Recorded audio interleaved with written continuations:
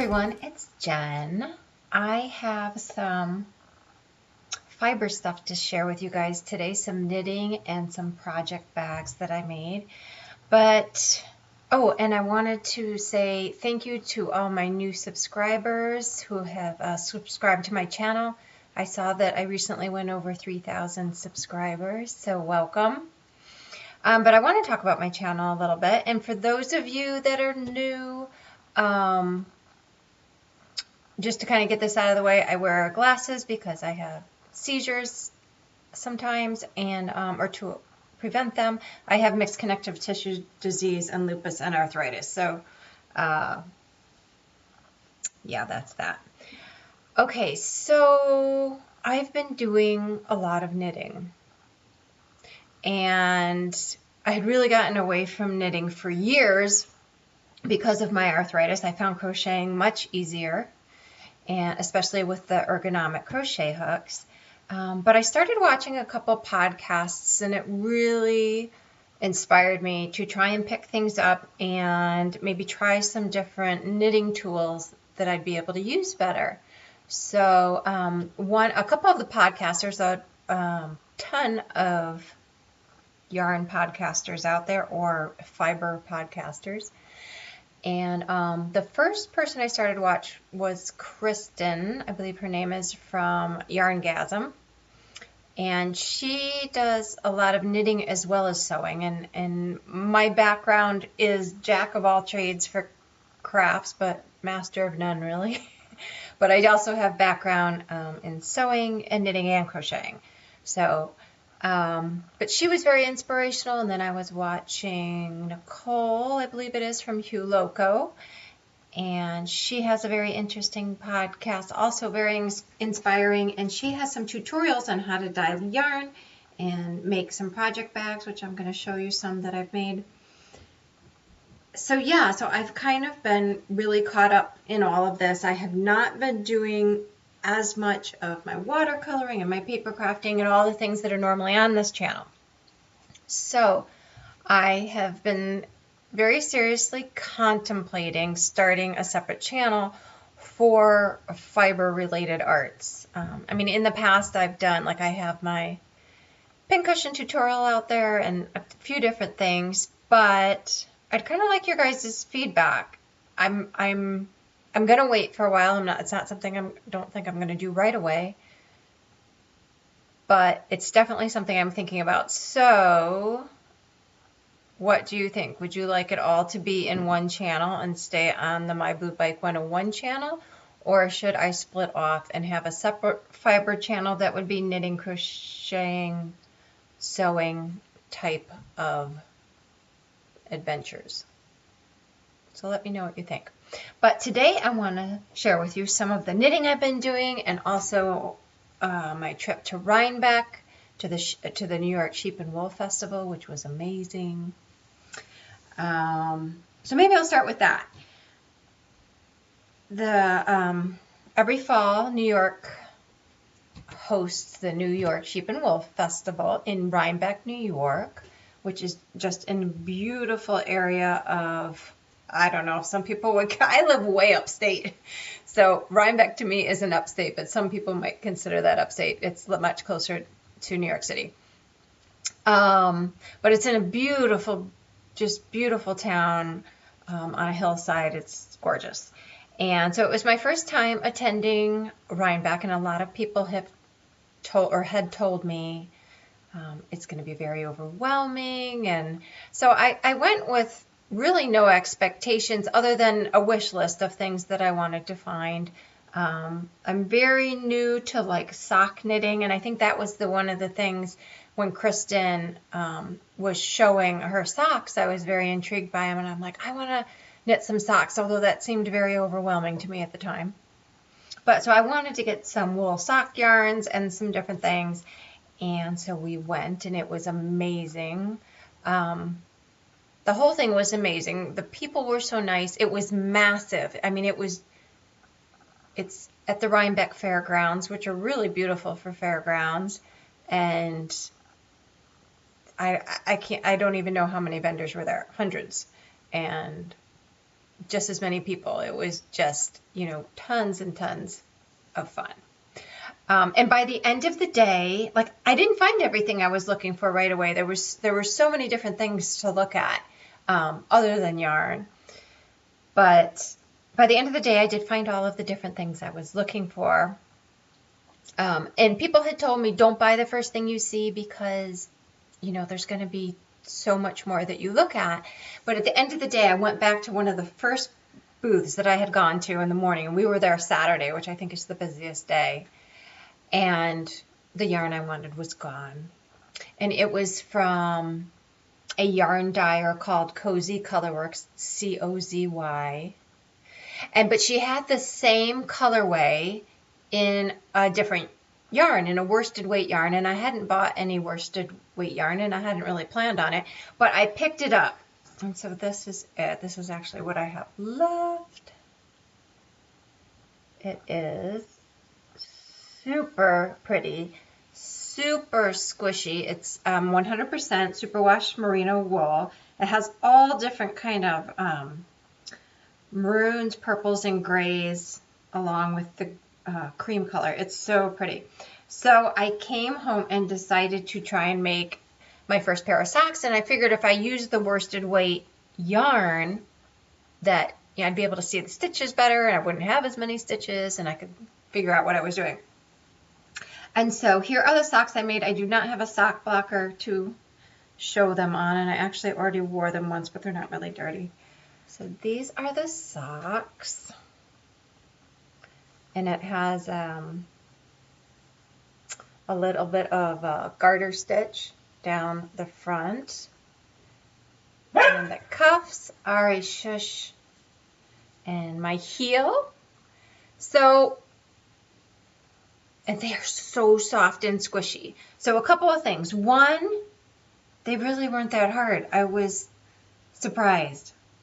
But thank goodness for YouTube too, because I can't follow written directions worth a gosh darn. And when it got to the heel part, I just watched YouTube videos and followed them. That's how I learned.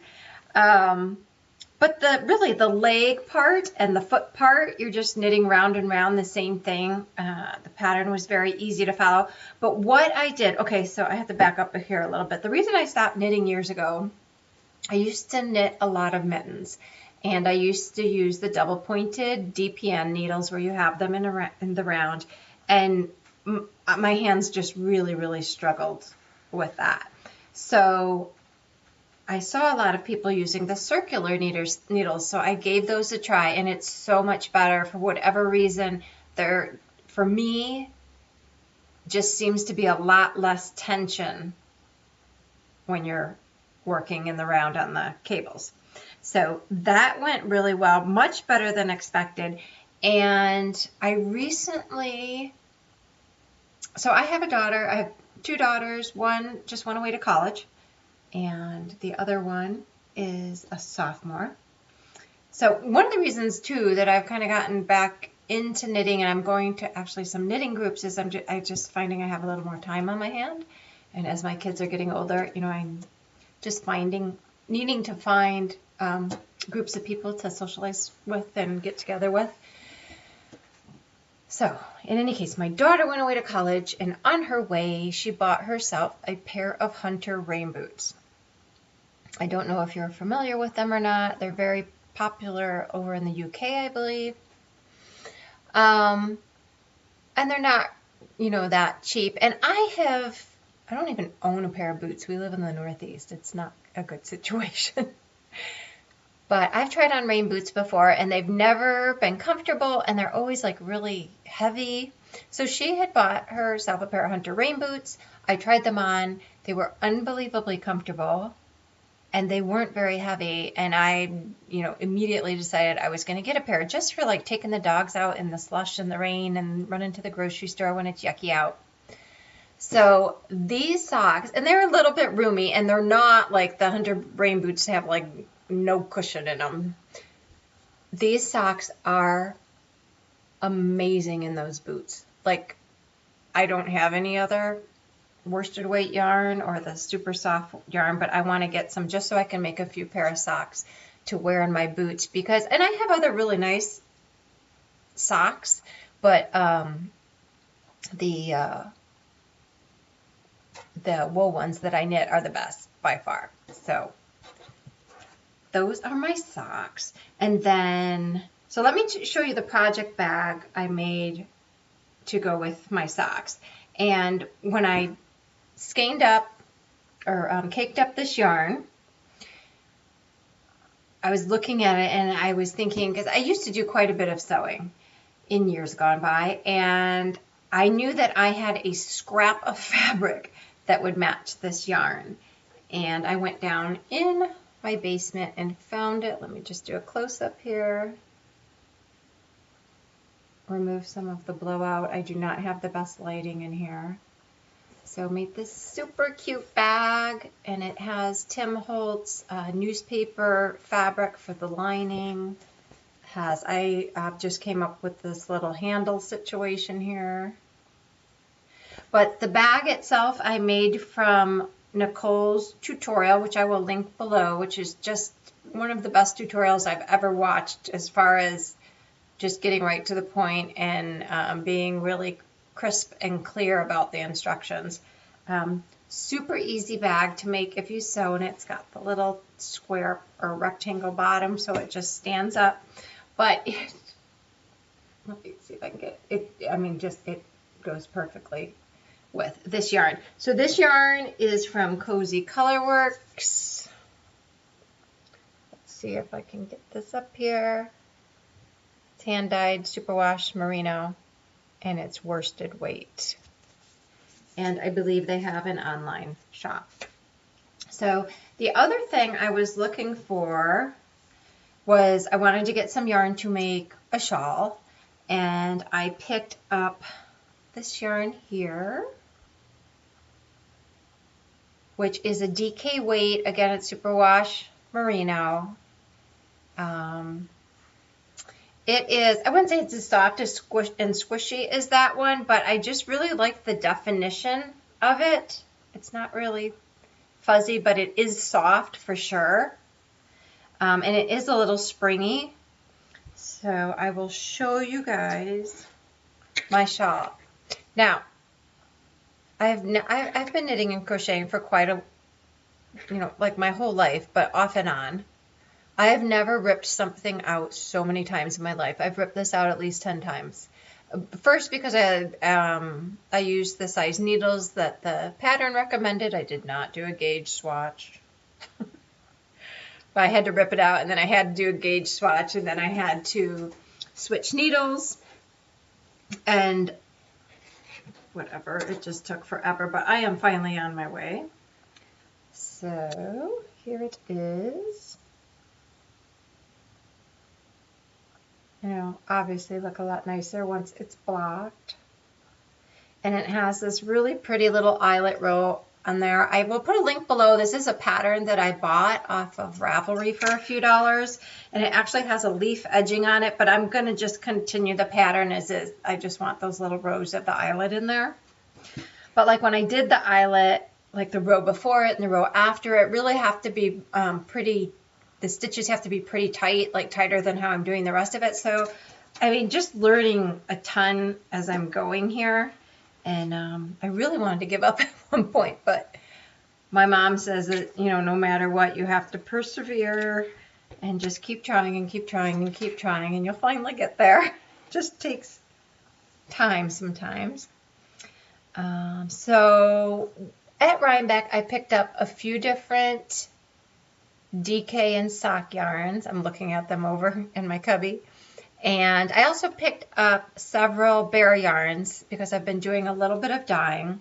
So let me show you a sock blank that I dyed the other day. I need to get my yarn untangled here. And I love the way that this came out. I'm going to hold it back here so the color will show a little bit better. It's like a lime green and a blue and a yellow. And I dyed both sides. I hope that's going to show up okay. So, and then I have never, well, this was my first pair of socks I had ever knit, and that was on worsted weight yarn. And now we're like at the other extreme. This yarn is, I mean, it's fingering weight yarn, but in comparison to some of the other sock yarns I picked up that were fingering weight, I don't know why this seems even thinner. So I started a sock last night, and I got about 2 inches done, and I ripped it all out because I didn't like it. But it was basically because I had my purl stitches. I kind of do my purl stitches backwards, so they were a little bit twisted. And with it being so tiny, and I'm using a 2.5 needle. With it being so tiny, I was just having a horrible time, and my hands were hurting so bad. And I'm like, yep, I'm not going to be able to do this. So I watched a couple videos, and I'm like, oh, I need to purl the other way. And so I restarted, and it is much, much easier when you're purling the right way. So this is all I have right now, is this little tiny bit. Sorry for the brightness of the light in here. I'm going to have to figure that out. Because usually I have my light source from up above, and it works out pretty well that way, but I don't know. So those are those socks. And then I wanted to share with you guys a couple other project bags. This one I absolutely love. It kind of combines my two passions of like stamping and sewing.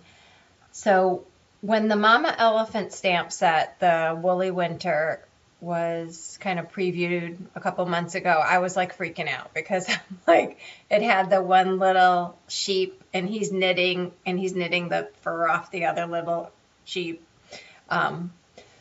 So wool, is wool called fur? Probably not. In any case, when the stamp set was released a couple weekends ago, I bought it like at midnight when it was released, and I've never done that. I don't ever buy things right when they're released.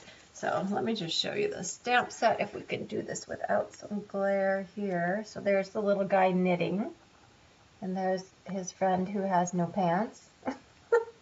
And then there's a whole bunch of other holiday little guys on there. So this was the bag that I made. It's denim, and it has a little shaker pocket with some beads in there. And so there's the one little guy, and he's knitting the other one. And so I colored those. I stamped them on canvas with StazOn ink, and then colored them with acrylic paints. And I used a little bit of my Inktense pencils because those are permanent. Used some plastic, and then stitched that around there with a little zigzag stitch, and just used some nice heavyweight denim. This one I just put a ring on, and I kind of just like the ring, especially I've been going to a couple knit nights, and when you're running out the door, especially if you have your hands full and you don't have this in another bag, you can just put it on your finger, and your hands are still free to grab whatever else you need. And then so this is the fabric inside here. And I always go the wrong way. I have tons of fabric in my basement. When the girls were little, I used to sew for them constantly, skirts and dresses and all kinds of stuff. And this fabric was left over from, I had made Anya a little spaghetti strap. It was like a swing top that wrapped around. And when I first made it for her, I always would make things big for her because, you know, they'd grow, and you'd spend all this time making something. And she wore that thing for like 4 years because it started off as like a little dress. It was like ruched on the top, and it went like down to her knees. And then she just, every year it got a little shorter. And then the last year she wore it, it was a top. It was so that's what that fabric's from. But I love the way these guys came out. And then this is the other bag I made. And this is some old fabric I had in the basement. It's a little sweet shop, like a little Paris sweet shop. And just has some denim on the bottom. I just found that in the basement. Anya has her crochet work in there. She just learned how to crochet like not even 2 months ago, and she can crochet so fast. It's unbelievable. And I don't know what happened to our lighting. There we go. So what else was I going to tell you? Oh, I was going to mention that I recently purchased some yarn from Lolo Did It. She had a new release of her plush sock yarn over the weekend, I believe. And I picked up 2 sock yarns. I picked up the Hogsmeade from Harry Potter. It's got the most beautiful colors in it. And I went to the fabric store yesterday and picked up some fabric to go with that to make another project bag. And I've also been making some progress keepers and stitch markers. I have some winter beading stuff here. Ari, no. And but yeah, but I don't know what I'm gonna do with all these. I want to make a project bag for every project I'm working on. And I did realize at first when I was working on my socks, I had 3 other projects going, and I was working on. I showed this in my last video. I was working on this scarf, which I love. Ari, honey. Oh, it's Rocky. Ari's friend is outside being walked.